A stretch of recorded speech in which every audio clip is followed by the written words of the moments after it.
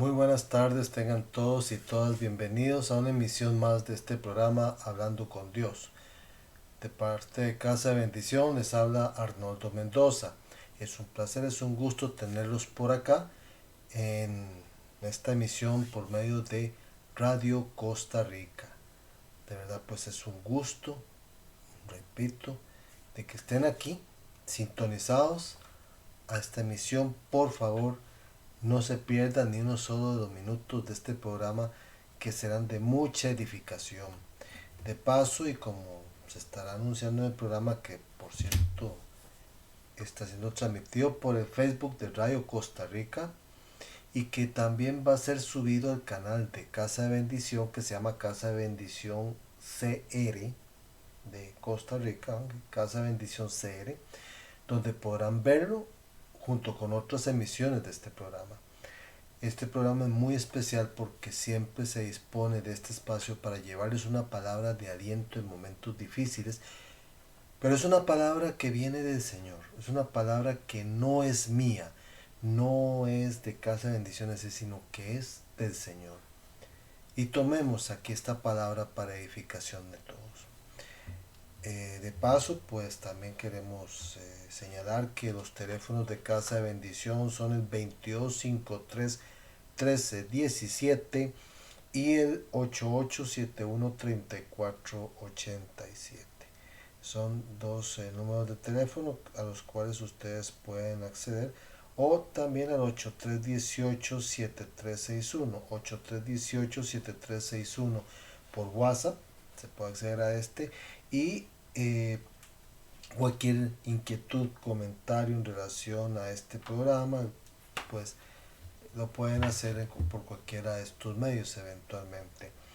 Eh, Así es que tienen esa opción de poderse comunicar con nosotros. Cualquier inquietud, cualquier consulta, petición de oración, pero también incluso si eventualmente alguien que quisiera colaborar con este programa, pues se puede unir a nuestros patrocinadores, quienes muy gentilmente pues han brindado un apoyo para que este programa pueda llegar a muchos hogares, a muchas casas, y en ese sentido pues de verdad que es un gusto más bien tener la posibilidad de que tengamos estas personas o empresas que nos ayudan para llevar una palabra del Señor, por supuesto, lógicamente que ese es un punto muy importante. Bueno, el día de hoy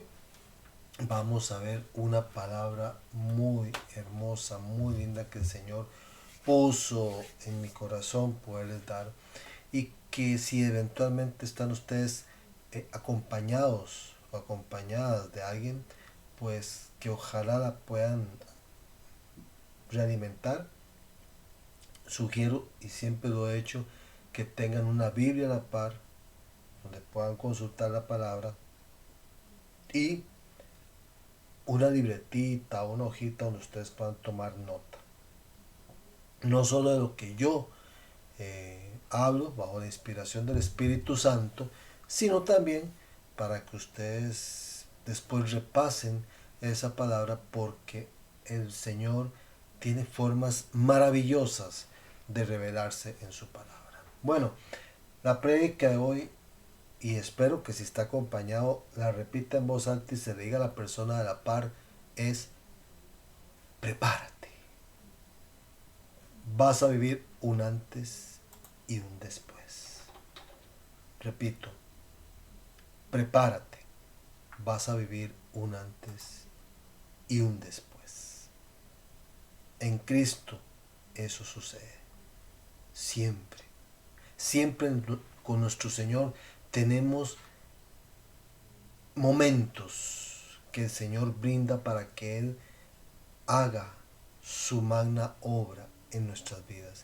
Si nosotros le abrimos el corazón, ¿ok? Que eso es algo muy importante.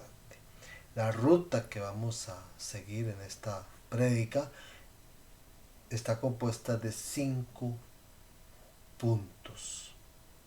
5 puntos que de una u otra manera, desde la perspectiva de esta prédica, perfilan de alguna manera las 5 piedras de David, cuando David recogió 5 piedras para ir a enfrentar a Goliat. Y de una u otra manera estos 5 puntos van perfilando esas 5 piedras. Primer punto, tiempo de acrisolamiento. Segundo, Dios se deja ver en la cotidianidad. Tercero, caminar hacia adelante.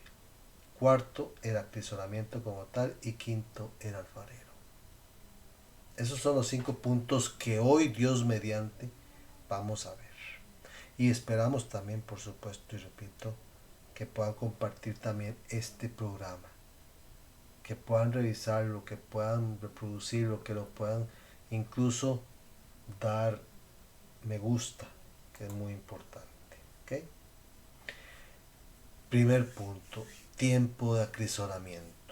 El tiempo de acrisolamiento es uno de esos momentos en los cuales el Señor nos quiere transformar, nos quiere cambiar la biografía. Yo siempre que he predicado la palabra he señalado que el Señor quiere cambiar nuestra biografía, quiere cambiar nuestra manera de andar, quiere cambiar nuestra manera de hablar, quiere cambiar nuestra forma de oír, quiere cambiar nuestra forma de pensar, quiere cambiarnos total y absolutamente de forma íntegra, al fin y al cabo. Pero, por supuesto, en este aspecto, Él no lo va a hacer a la fuerza. No lo va a hacer a la fuerza. Él da margen para darnos el libre albedrío y en ese aspecto pues darnos la oportunidad, la posibilidad de decidir. Y el Señor, como ya lo hemos dicho en su momento, es muy claro. Es muy claro a la hora de hablar, a la hora de señalarnos por dónde hemos de andar. Entonces el Señor quiere hacernos personas nuevas, de mentalidad renovada, activas en la fe. Por eso Cristo, cuando hablaba con Nicodemo, Nicodemo no entendía a Cristo cuando le decía es que tenemos que nacer de nuevo. Y decía, ¿cómo nacer de nuevo? Voy otra vez a meterme en las entrañas de mi mamá. ¿Cómo va a ser eso? No entendía Nicodemo.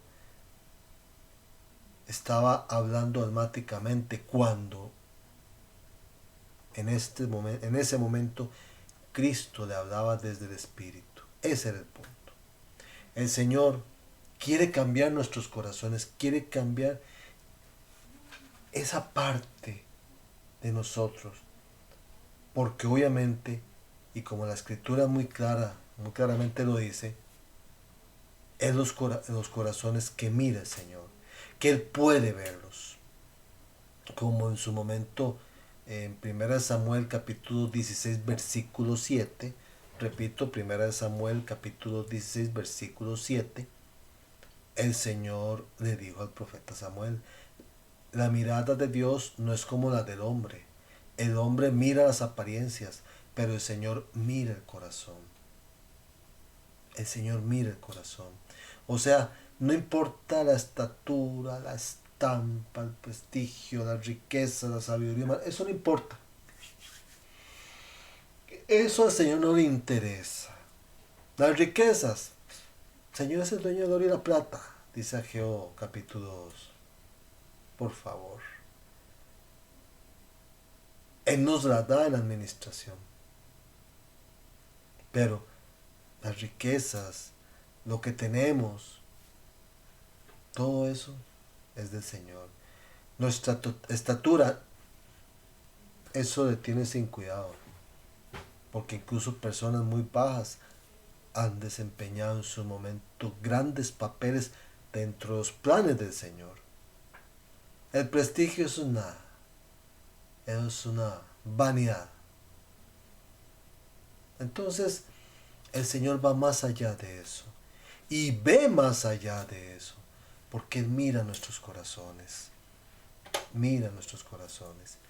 Así es que en este tipo tiempo de acrisolamiento que nosotros vivimos, en las pruebas, en las dificultades que enfrentamos, el Señor quiere sacar lo mejor de nosotros. Quiere literalmente pulirnos. Quiere transformarnos, como les decía hace un momento. En el libro de Judith, capítulo 8, versículo 27, dice: como los colocó en el crisol para probar sus corazones. Ojo lo que dice: como los colocó en el crisol para probar sus corazones, así el Señor nos hiere a los que nos acercamos a Él, no para castigarnos, sino para instruirnos. Vean lo que dice Judith aquí, muy interesantemente. El Señor prueba los corazones. Eso fue lo que le pasó a Job. A Job le sucedió eso. Vean que bueno, la cita que sigue precisamente es del libro de Job, capítulo 23, versículo 10. Mas él me conoce, sea que ande o que me pare, y si me prueba en el crisol, saldré puro. Vean qué interesante. En el crisol, ¿qué era el crisol? El crisol es como una especie de hornito, digámoslo así. Digámoslo que es como un hornito, por decirlo de esa manera, donde se purifica la plata, donde se purifica el oro. Generalmente alcanza temperaturas de 1500 grados centígrados. Bueno, yo no me puedo imaginar cómo se sentirá ese calor. Pero el asunto está en que en esas pruebas, en esas dificultades que nosotros enfrentamos, el Señor busca sacar lo mejor de nosotros. Vean que Proverbios capítulo 17, versículo 3 dice: en el crisol se prueba la plata y en el horno se prueba el oro, pero al corazón lo prueba el Señor. Aquí hace el efecto de comparación con el tema y se vuelve muy interesante por cómo el crisol representa de una u otra forma ese proceso en el cual el Señor nos hace vivir momentos en los cuales tenemos que ir hacia adelante. Pero claro, en esos procesos, en esos momentos en que el Señor se deja ver, es muy interesante porque Él se manifiesta en la cotidianidad. Él se muestra en su momento, haciendo nosotros algo normal. El Señor se manifiesta para ponernos tareas. Por eso les decía al principio de esta prédica: prepárate. Vas a vivir un antes y un después en Cristo. 4 ejemplos de los muchos que hay. Se muestra aquí el Señor, o al menos se ha mostrado el Señor. Por ejemplo, Moisés y la zarza ardiente. Eso lo tenemos en el libro, en el libro del Éxodo capítulo 3. Aquí nada más tomo los dos primeros versículos. Y allí tenemos que dice que Moisés apacentaba el rebaño de su suegro Yetro. Recordemos, en este caso hacemos un paréntesis al respecto. Recordemos que Moisés fue rescatado por la hija del faraón, que no podía tener hijos. Y al fin y al cabo lo adoptó y él se crió en el contexto de la realeza, pero conociendo de sus orígenes. Y cuando en su momento él vio que un egipcio estaba maltratando a uno de su pueblo, él mató al egipcio. Y después, cuando él quiso separar a 2 miembros de su pueblo que estaban peleando entre sí, le hicieron el comentario: ¿qué, también quieres tú matarnos? ¿Matarme? ¿Cómo? Ya esto se sabe. Y Moisés se fue. ¿Se acuerdan? Huyó, cruzó el desierto. Él para ese momento tenía unos 40 años de edad aproximadamente cuando sucede eso. Cruza al otro lado del desierto. Resumo, al final se casa, ¿verdad? En este caso, tiene sus hijos, y lo particular de la situación es que él se dedicó a pastorear el rebaño de su suegro Yetro. Dice que su suegro Yetro era sacerdote de Madián. Dice que solía conducirlo al interior del desierto llegando hasta el Horeb, el monte de Dios. Horeb también es conocido como el monte Sinaí. Pero vean interesante, dice que estaba haciendo algo corriente. Pero claro, para este momento que está relatando la escritura, habían pasado otros 40 años. Ya Moisés tenía unos 85 años de edad, según los cálculos que han hecho los expertos. Imagínense, 85 años. Había pasado todo. Él pasó por una vida de ser un migrante que huía, se escondía, que dejó que el tiempo pasara para que se olvidara todo. Tenía un perfil bajo después de haber estado en la realeza. Bueno, así lo pasó Moisés por 40 años, 45 años. Y al final, ¿qué tenemos? Un hombre que estaba pastoreando unas ovejas, un rebaño ahí. Pero entonces dice la escritura, el ángel del Señor se le manifestó en forma de llama de fuego en medio de una zarza. Moisés miró, la zarza ardía pero no se consumía. Después la escritura dice que él se fue a ver qué era esa maravilla, que no se consumía la zarza, y es cuando el ángel del Señor le dijo, detente, porque la tierra que estás pisando es tierra sagrada, es que quítate las sandalias.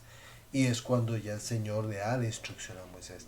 Pero en ese momento estaba haciendo algo que venía haciendo por 45 años. Pastorear ovejas. Estaba tranquilo el hombre. Pero resulta que ¿qué es lo que hizo el Señor?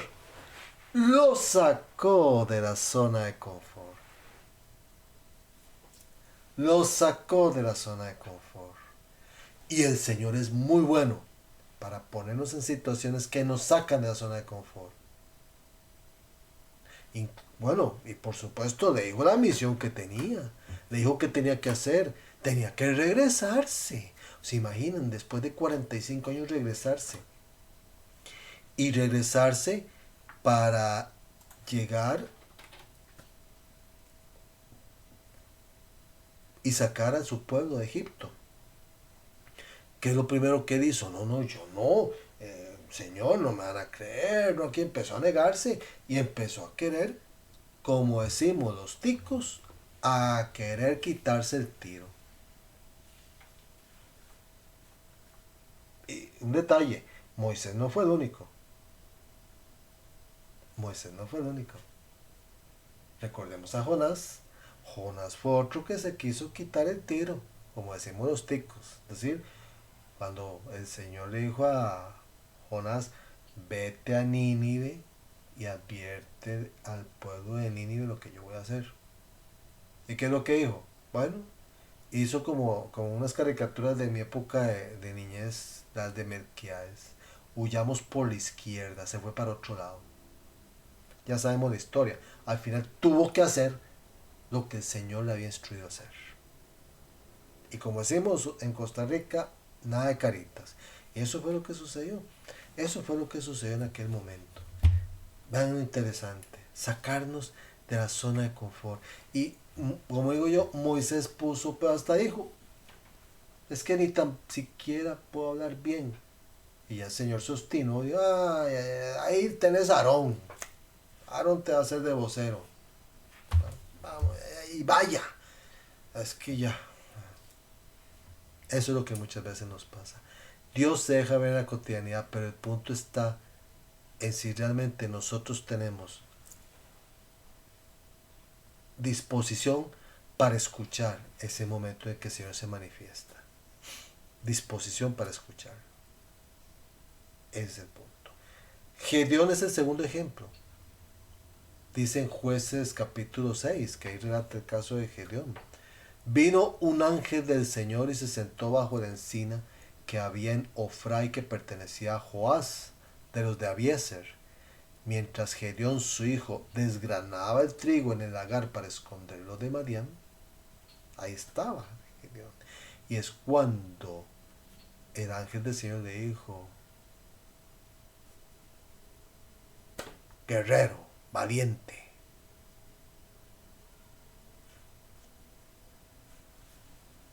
¿Yo? ¿Cómo? ¿Ah? Guerrero, valiente. Ustedes se imaginan, en ese momento hay que precisar ese contexto. En ese momento Madián, que representa lo que es la miseria, representa en este caso escarnio, representa lo que es en este caso ultraje, robo, etcétera, a los que estaban expuestos en ese momento el pueblo de Israel, pues resulta que en ese momento estaban recogiendo, en este caso dice trigo, estaba desgranando y todo para guardarlo, porque los madianitas llegaban y se llevaban todo, los dejaban sin nada y vivían escondidos. Y en ese momento Gedeón estaba ahí en una situación preocupado, viendo a ver si podía hacer la tarea, porque en ese momento lo podían ver los madianitas si le iba feo al hombre. Es decir, en ese momento Gedeón era cualquier cosa menos un guerrero valiente, por supuesto. Menos un guerrero valiente. Gedeón era cualquier cosa, pero no guerrero valiente. Y claro, cuando le dice, guerrero valiente, ¿qué dice él? Volver. Yo me imagino yendo para todos lados y diciendo, ¿yo? Y hacer diálogo con la gente del Señor. Si fuera así, por favor, Señor, si fuera de verdad así, como tú dices, y de verdad le tenía la misión, estaba haciendo lo cotidiano, lo que siempre hacía. Dice, el Señor está contigo, valiente, dice esta versión que tengo yo aquí, la Biblia de Navarra. Que le respondió Gedeón, Señor mío, si el Señor está con nosotros, ¿por qué nos ha sucedido todo esto? ¿Dónde están los prodigios que nuestros padres nos cuentan cuando dicen que el Señor nos hizo subir desde Egipto? Ahora, sin embargo, el Señor nos ha abandonado y nos ha puesto en manos de Madián. Imagínense ustedes. En ese entonces, ¿y qué le responde el Señor? Dice, el Señor se dirigió a él y le dijo, ve, que con la fuerza que tienes salvarás a Israel de la mano de Madián. Yo te envío. Yo te envío. Vean qué interesante aquí en Jueces, versículos 13 al 14. Yo te envío. Nos está poniendo una misión. Vean cómo tanto en la vida de Moisés como de Gedeón el Señor les cambió la biografía. Les cambió la historia totalmente. A sus pueblos. Es que vean, el Señor es un especialista para cambiar biografías, pero también para cambiar historias. Moisés, de pasar total y absolutamente desapercibido, de ya seguramente mucha gente se ha olvidado de él, ir porque el Señor lo envió y sacar a su pueblo de Egipto, que representa la opresión, que representa en este caso la esclavitud. De ahí lo sacó. Gedeón también, o sea, que tanto Moisés como Gedeón tenían un llamado. Vean lo interesante del caso. ¿Qué llamado te ha hecho a ti el Señor? ¿Qué te está queriendo decir a través de esta palabra el Señor? Cuando te dice, te habla de Moisés, te habla de Gedeón. Aquí puedo seguir con casos, pero la idea es, tomemos estos dos. A ti que estás oyendo esta predica, el Señor te está haciendo un llamado. El Señor te está hablando a ti. El Señor te está diciendo, sí, yo sé que estás en un momento de tranquilidad, que estás en un momento en el que estás apacetando el rebaño, ¿Qué estás en este momento recogiendo el trigo? No, no, estás haciendo cualquier cosa cotidiana, el día a día. Pero resulta que en ese día a día el Señor te habla y te dice, te voy a sacar de la zona de confort porque tienes un llamado. Tienes un llamado. Dígale al que está a la par suya, tienes un llamado. Tienes un llamado. Moisés y Gedeón así lo manifestaron. Y aquí es donde se va perfilando, no solamente perfilando Cristo, sino que nos va perfilando también a nosotros. Como luego hablaremos más adelante en otra prédica sobre el tema de que somos luz, pero eso será más adelante. Pero lo interesante del caso aquí es que tenemos un llamado, tenemos un antes y tenemos un después, porque es cuando el Señor se deja ver en lo cotidiano de nuestras vidas.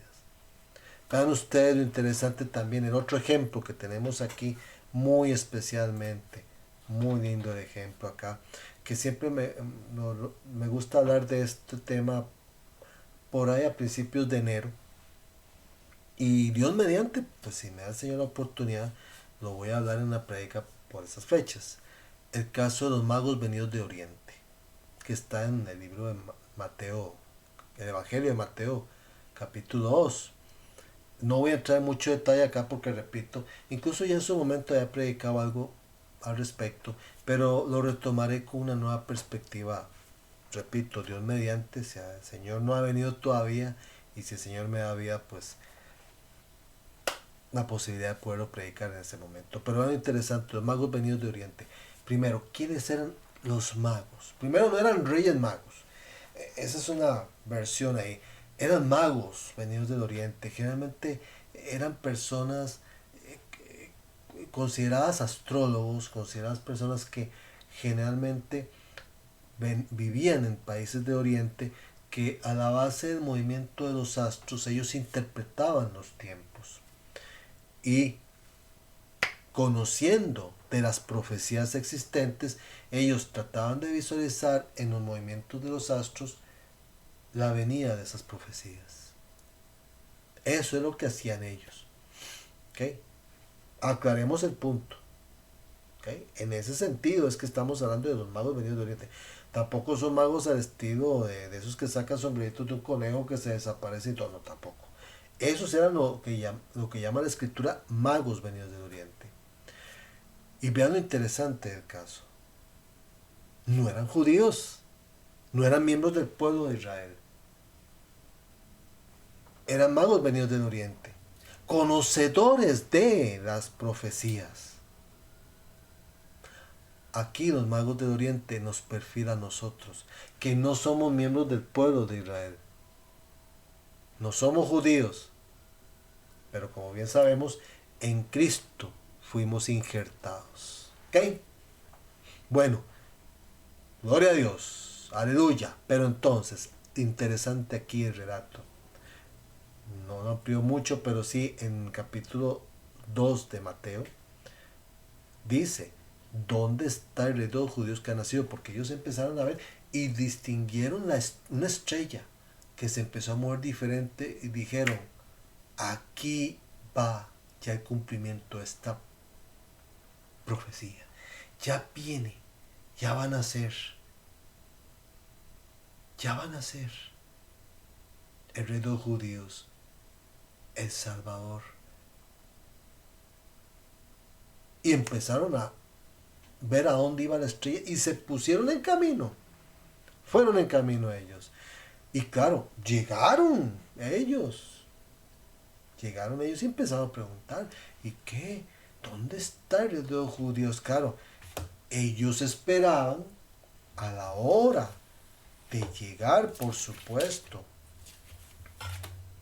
en ese momento buscando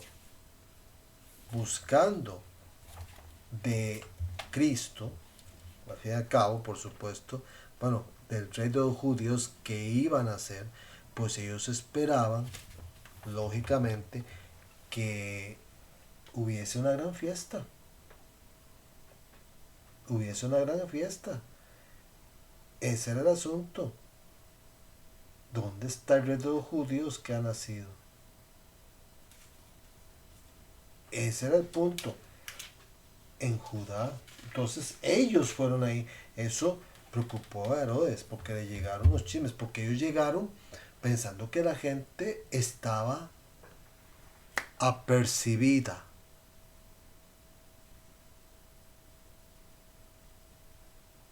Ellos creyeron que el pueblo de Israel iba a estar al pendiente, que iban más bien a estar celebrando. Y llegaron, no, estaba todo tranquilo. ¿Eh? Y empezó a decir, pero ahí, ¿a dónde es que nació? ¿Dónde está? Y empezaron, ¿qué están hablando estos? ¿De dónde vienen? ¿Quiénes son? Y claro, esos rumores le llegaron al rey en ese momento, que era en este caso el rey Herodes. Y Herodes llegó y nos mandó a llamar y todo el asunto. Ya sabemos parte de esa historia. ¿Ya? Porque los mismos magos de Oriente dice, ¿dónde está el rey de los judíos que ha nacido? Porque vimos su estrella en el oriente y hemos venido a adorarle.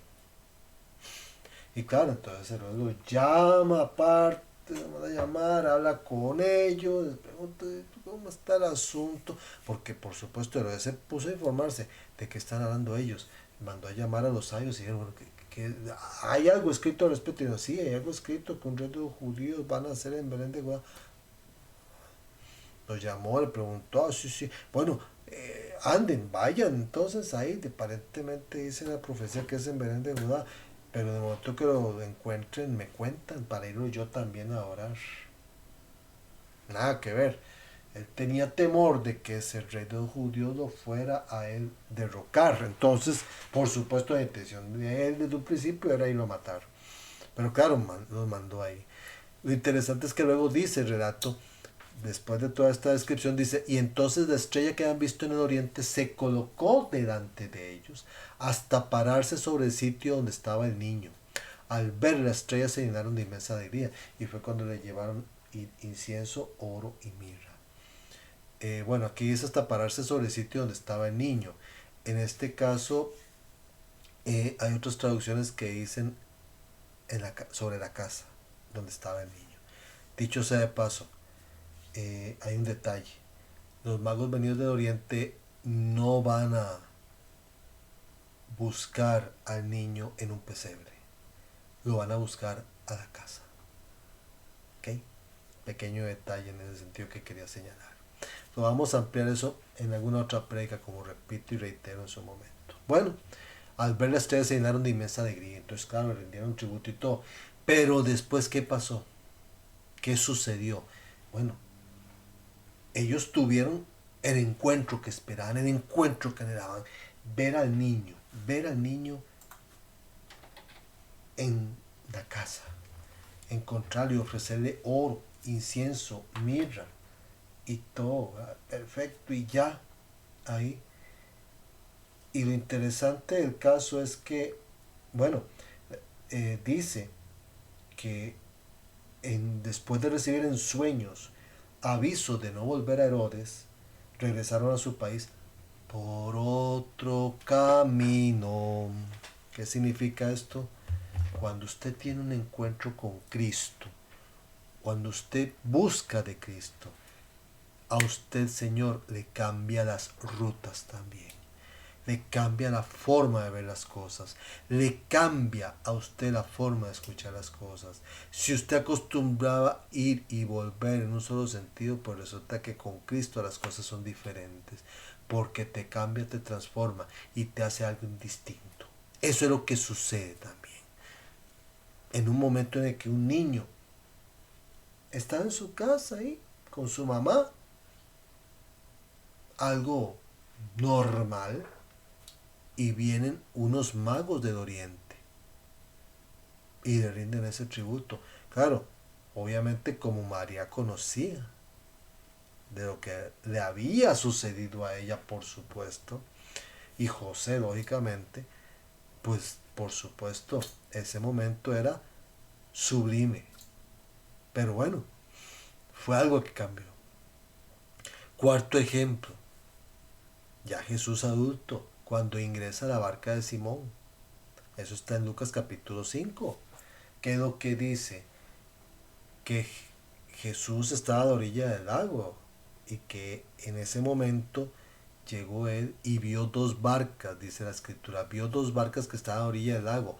Los pescadores habían bajado de ellas y estaban lavando las redes. O sea, ya habían pasado toda la noche pescando y ahí estaban de lavar.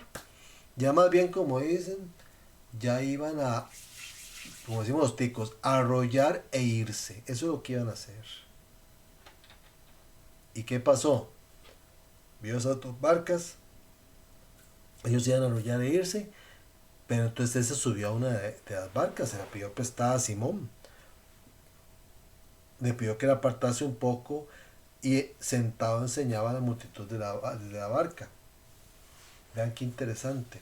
Él le pidió prestada la barca, se subió. ¿Por qué? ¿Por qué predicar desde ahí? Porque estaba, siempre por donde andaba Jesús estaba, pero así.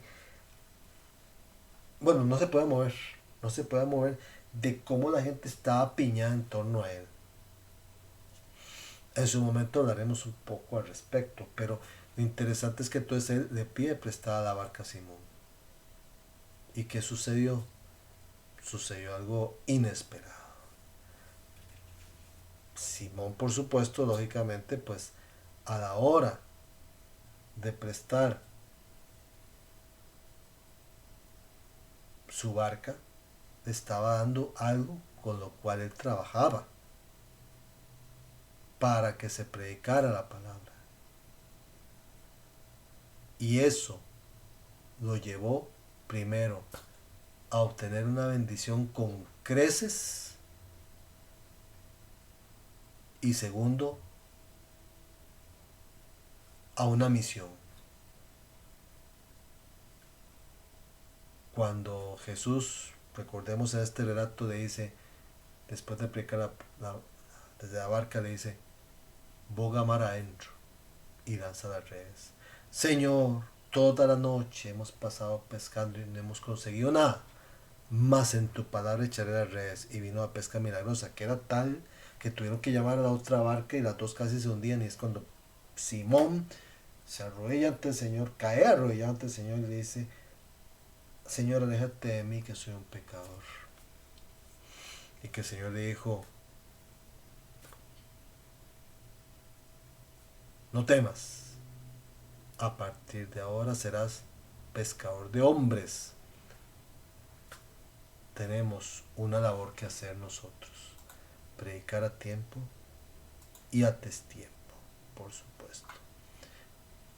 Y es algo que nosotros no podemos dejar de lado. Por eso es necesario que nosotros leamos de la palabra, sepamos de la palabra. Por ello tenemos que caminar hacia adelante. El Señor nos puso ojos hacia adelante. No nos los puso a los lados. No nos los puso viendo para arriba. No nos los puso viendo para abajo. No, el Señor nos puso hacia adelante. ¿Por qué?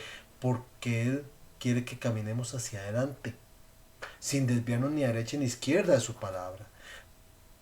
¿La sabiduría dónde viene? Viene de lo alto. Está la sabiduría humana, la mundana, que podemos aprender en lo cotidiano, en la experiencia, en las universidades, etc. Pero la verdadera sabiduría es la que viene de lo alto. Por ello es que nosotros no podemos volver la espalda hacia atrás. O sea, nosotros no podemos hacer eso. Dice el libro de Sabiduría, capítulo 10, versículo 7. Como testimonio de maldad todavía humea aquella tierra desolada, las plantas dan frutos que nunca maduran, y en recuerdo de una persona incrédula allí se levanta una estatua de sol. Nosotros tenemos que seguir hacia adelante, caminando hacia adelante.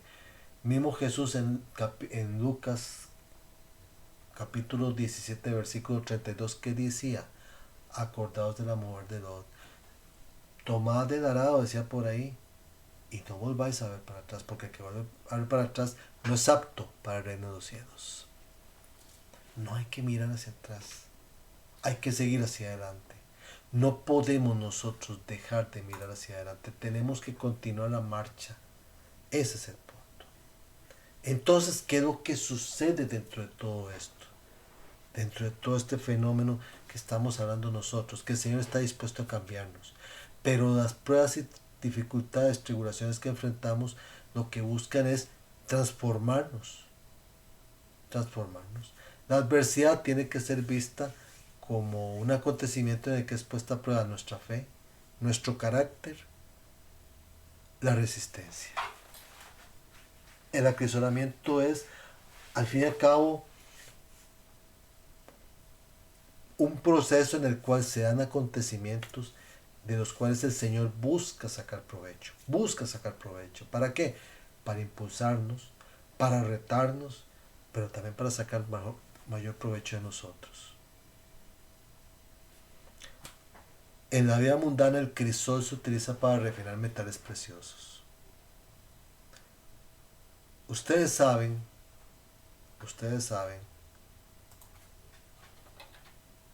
cuando la plata está ya depurada, ya cuando la plata está pero en su mejor momento, cuando ya le quitaron de la amalgama todo el montón de impurezas que tenía, el cobre, de todo, todas las impurezas, para hacerla pura, para hacerla pura, pura. ¿Saben cuándo? Cuando la persona que está haciendo ese proceso puede ver su propio reflejo. Así es el Señor con nosotros, porque el Señor quiere que cada día que pase y cada día que nosotros seguimos hacia adelante, tomado de su diestra, sin aflojar, vayamos reflejando cada vez más el rostro de nuestro Señor Jesucristo a través de su luz. Es allí donde nosotros nos volvemos uno con Cristo, sabiendo que Cristo es uno con el Padre Celestial. ¿Por qué? Porque somos, recordemos, ¿quiénes somos en Cristo? En Cristo somos real sacerdocio, nación santa, embajadores, discípulos, amigos.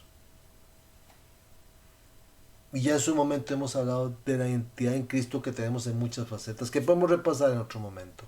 Pero lo rico aquí, lo interesante acá es cómo el Señor trabaja en nosotros, cómo nos va transformando y cambiando cuando se lo permitimos. ¿Fuimos pecadores? Sí, fuimos pecadores, claro, por supuesto. ¿Quién dice que no? Dígame, no es cierto que la única persona que no pecó fue Cristo. Así lo dice la misma escritura. La misma escritura dice que Cristo se asemejó a nosotros en todo menos en el pecado. Entonces el Señor, ¿qué es lo que quiere? Irnos cambiando, irnos transformando, irnos haciendo diferentes. Igual que un alfarero. Recordemos en Jeremías capítulo 18, del versículo 4 al 6. Cuando se estropeaba en manos del alfarero la vasija de barro que estaba haciendo, volvía a hacer otra vasija, según le parecía bien hacer al alfarero. La palabra del Señor se dirigió a mí diciendo, ¿es que no puedo hacer yo con vosotros, casas de Israel, como este alfarero? Oráculo del Señor. Como el barro en manos del alfarero, así sois vosotros en mi mano, casa de Israel. Y esto lo complementamos con Isaías capítulo 64, versículo 8. Señor, tú eres nuestro Padre, nosotros somos el barro, y tú el alfarero, todos somos obra de tu mano. Ven ustedes, Isaías es riquísimo estudiarlo, pero qué interesante cómo nos va, porque recordemos que el libro de Isaías es el protoevangelio, es donde va ya describiéndonos a Cristo en el Antiguo Testamento de una forma meridianamente clara. Y aquí lo interesante es que cuando él utiliza este ejemplo es porque nosotros lo está haciendo, nos va transformando. Recuerden ustedes Jeremías 1:5, Jeremías capítulo 1 versículo 5. Él decía que antes de formarnos en el vientre de nuestras madres, ya Él nos tenía destinados a las naciones. Vean ustedes lo interesante. Ya Él nos tenía deparado. Entonces, en Cristo es donde nosotros tenemos que ir formándonos. Tenemos que estar dispuestos a esa transformación. Por eso, yo le voy a decir una cosa. Usted, a partir de ahora, como dijo el Señor a Simón Pedro, no temas, porque a partir de ahora serás pescador de hombres. Porque a partir de ahora el Señor te tiene una misión. Porque a partir de ahora hay un después. O sea, es que hoy marca un antes y un después. Marca un antes y un después. Tenemos que estar atentos. Tenemos que estudiar la palabra de Dios. Tenemos que leerla. Tenemos que analizarla. Tenemos que tenerla. Tenemos que, miren, meditarla de día y de noche. No nos cansemos de estar diciendo eso. ¿Por qué? Porque en esa palabra es donde el Señor se ve. Que esta es palabra viva, esta es el agua viva, por supuesto. Vean ustedes, Josué capítulo 1, versículos de 7 al 9, que dice, bueno, pueden leer en su momento todo el capítulo 1 de Josué, pero vean lo rico que dice Josué del 1 al 9, capítulo 1, versículos de 7 al 9. Dice lo siguiente: sé muy fuerte y valiente para custodiar y llevar a la práctica toda ley que te mandó mi siervo Moisés. No te desvíes ni a derecha ni a izquierda, y tendrás éxito allí donde vayas. Que no se aparte de tus labios el libro de esta ley. Medítalo día y noche para llevar a la práctica todo lo que está escrito en él. Así triunfarás en tus caminos y tendrás éxito. No te he mandado que seas fuerte y valiente, pues no te acobardes ni tengas miedo, que el Señor tu Dios está contigo allá donde vayas, donde quiera que vayas. Eso dice aquí la palabra. Créalo, tenga fe, aumente su fe, alimente su fe. ¿Cómo? Leyendo de la palabra. Lea la palabra, lea la palabra. Eso es lo que tenemos que hacer. Eso es lo que tenemos que hacer.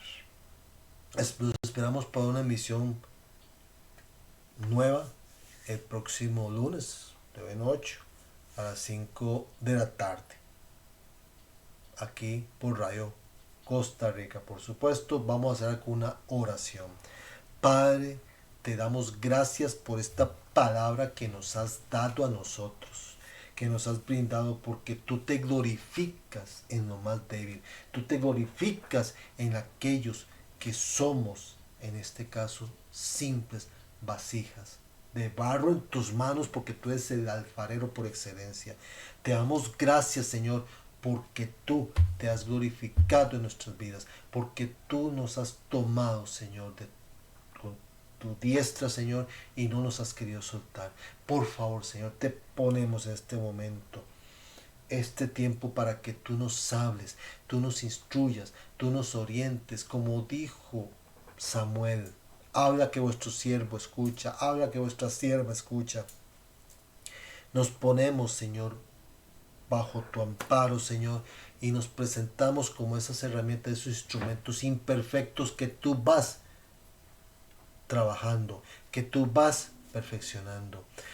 Glorifícate, Señor, en nuestras vidas, glorifícate en nuestras familias. Declaramos que a partir de ahora estamos preparados, porque a partir de ahora hay un antes y hay un después, pero es un después lleno de gloria, hay un después lleno de bendiciones, con creces, hay un después con un futuro y una esperanza y no calamidades, como dice Jeremías 33, 29:11, perdón, Jeremías 29:11.